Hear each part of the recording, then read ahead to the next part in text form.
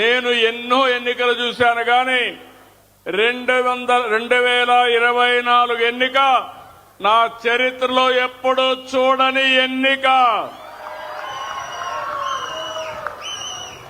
94% strike rate. రేపు రాబోయే రోజుల్లో మేము చేసే కార్యక్రమాల వల్ల దీనికంటే పెరగాలనా లేదా అని మిమ్మల్ని అడుగుతున్నా. 16 నెలలకు ముందు చూస్తే అగమ్య గోచరం, వ్యవస్థలన్నీ నిర్వీర్యం, ఆగిపోయిన అభివృద్ధి. అలాంటి పరిస్థితుల నుంచి 4వసారి ముఖ్యమంత్రి అయ్యాను కానీ నాకే అర్థం కాలేదు. చాలా రోజులు నాకు అర్థం కాకుండా రాత్రింబగుళ్ళు ఆలోచించాను. కానీ ఒకటే ఆలోచించాను, మేము చెప్పిన పని మీరు నిలబెట్టారు. ఈరోజు రాష్ట్రాన్ని కాపాడడానికి ఒక ఉద్యమ స్ఫూర్తితో వచ్చారు కాబట్టి అక్కడి నుంచి ఆలోచించి పని మొదలుపెట్టాం. 15 నెలలైంది, 16 నెలకు వచ్చాం. నేను అడుగుతున్నా మిమ్మల్ని అందరినీ, చరిత్రలో ఎప్పుడైనా ఇన్ని సంక్షేమ కార్యక్రమాలు చూశారా అని మిమ్మల్ని అడుగుతున్నా. ఈరోజు ఇక్కడే కాకుండా రాష్ట్రం మొత్తం అన్ని జిల్లాల్లో, అన్ని నియోజకవర్గాల్లో డ్రైవర్స్ అంతా కూడా సమావేశమయ్యారు. 175 నియోజకవర్గాల్లో మీటింగులు జరుగుతున్నాయి. అక్కడ ఎంపీలు, ఎమ్మెల్యేలు ఉన్నారు. వారందరికీ కూడా నేను మనస్ఫూర్తిగా ధన్యవాదాలు తెలియజేస్తున్నా. ఇక్కడుండే ఆటో డ్రైవర్సే కాకుండా 175 నియోజకవర్గాల్లో ఉండే డ్రైవర్స్ అందరికీ మరొకసారి శుభాకాంక్షలు తెలియజేస్తున్నా. ఈరోజు మీరు చూస్తే ఒక కార్యక్రమం కాదు, నేను ఎక్కువగా అందరూ చెప్పారు కాబట్టి నేను ఎక్కువ చెప్పడం లేదు. సూపర్ 6 ఒకసారి చూస్తే దేశ చరిత్రలో ఎక్కడా జరగని సంక్షేమం ఇచ్చే ఏకైక రాష్ట్రం ఆంధ్రప్రదేశ్ రాష్ట్రం. ఒక్క పెన్షన్లు 4,000, 6,000, 10,000, 15,000. ఇప్పుడే మా ఆడబిడ్డ చెప్పింది, ఆవిడ ఒక ఆటో డ్రైవర్, ఆవిడికి 15,000 వచ్చింది. పిల్లలు 2 చదువుకుంటున్నారు, 30,000 అకౌంట్లో వచ్చింది. తండ్రి నేరుగా కావలిలో ఉంటే ఆటో ఇంట్లో పెట్టి కావలికి 10 రోజులకు 15 రోజులకు వాళ్ళ తల్లిదండ్రులు చూడడానికి పోతా ఉంది. ఎప్పుడు పోయావమ్మా అని అడిగానంత మునుపు, సార్ పండగలప్పుడు పోయావాడిని, ఇప్పుడు మీరు ఇది పెట్టారు నేరుగా వెళ్ళిపోతున్నానంటే, నీ ఆటోలో వెళ్ళలేదంటే దూరం కదా సార్, మీరు బస్సులో పెట్టారు కాబట్టి బస్సు ఎక్కే రోడ్లు బాగున్నాయి, నేరుగా పోయి చూసి వస్తున్నానని చెప్పే పరిస్థితికి వచ్చింది. అంటే మీరు గుర్తుపెట్టుకోవాల్సింది, ఒకప్పుడు ఈరోజు ఇంకొక విషయం గుర్తుపెట్టుకోవాలి. దేశంలో ఎక్కడా లేని విధంగా చెప్పాను, 33,000 కోట్ల రూపాయలు పింఛన్ల కోసం ఖర్చు పెట్టే ఏకైక ప్రభుత్వం మన రాష్ట్ర ప్రభుత్వం ఎన్డీఏ. మన తర్వాత తెలంగాణ 8,000 ఖర్చు పెడుతున్నారు, 8,000 కోట్లు. అంటే ఈరోజు సంక్షేమం అంటే ఏ విధంగా చేస్తున్నామో మీరే చూశారు. మా ఆడబిడ్డలను చూస్తున్నా, ఎక్కడ చూసినా ఫుల్ జోష్లో ఉన్నారు. ఎక్కడికి కావాలంటే మగవాళ్ళని అడిగే పని లేదు. నేరుగా మీరు నిన్న దసరా చూశాను, దుర్గమ్మ తల్లి దగ్గరికి శ్రీకాకుళం నుంచి, మంత్రాలయం నుంచి వచ్చి దర్శనం చేసుకున్నారంటే అది స్త్రీ శక్తి పవర్ అని చెప్పి నేను మీకు తెలియజేస్తున్నా. మొన్నటి వరకు మా ఆటో డ్రైవర్లు ఉన్నారు. మీ ఇంట్లో ఉండే మా ఆడబిడ్డలు ఎక్కడన్నా పోవాలంటే మిమ్మల్ని వేది అడగాలి, తీసుకుపోమ్మని ఆటోలో. ఇప్పుడు మిమ్మల్ని అడిగే పని లేదు. ఎక్కడికి పోవాలన్నా నేరుగా వెళ్లిపోయే పరిస్థితికి వస్తున్నారు. అవునా కాదా అని అడుగుతున్నా మిమ్మల్ని.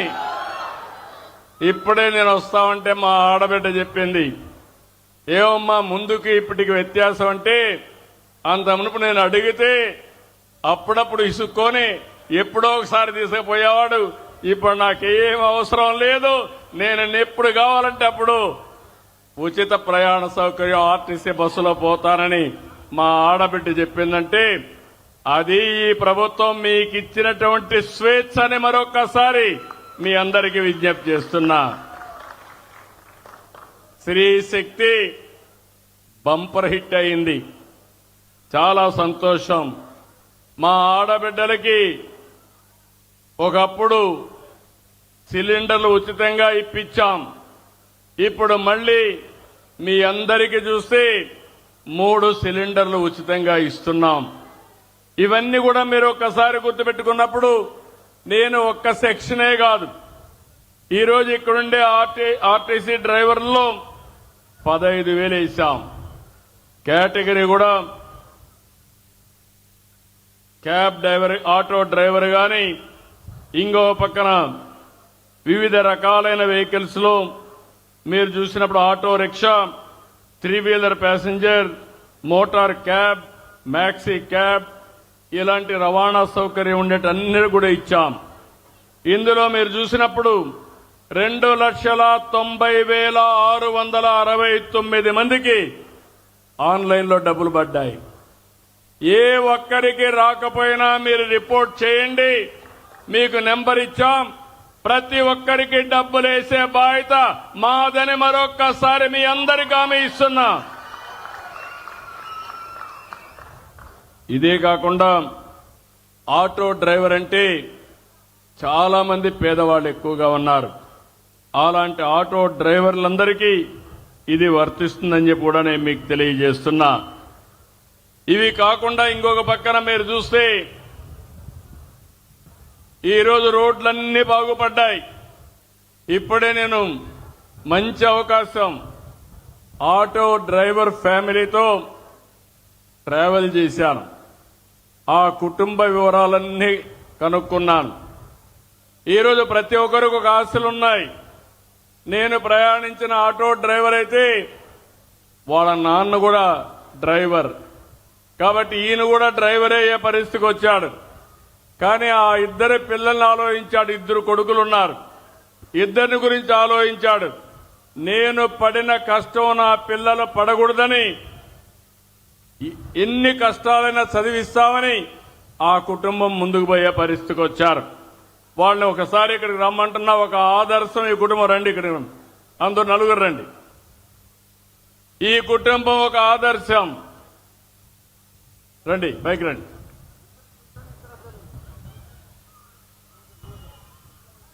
ఈ కుటుంబం తమ్ముళ్ళు కూర్చోండి అమ్మా, ఒక్క నిమిషం మీరు అటు కూర్చోవాలి, వెనకాల కనపడాలి. వీళ్ళు చూస్తే నీ పేరు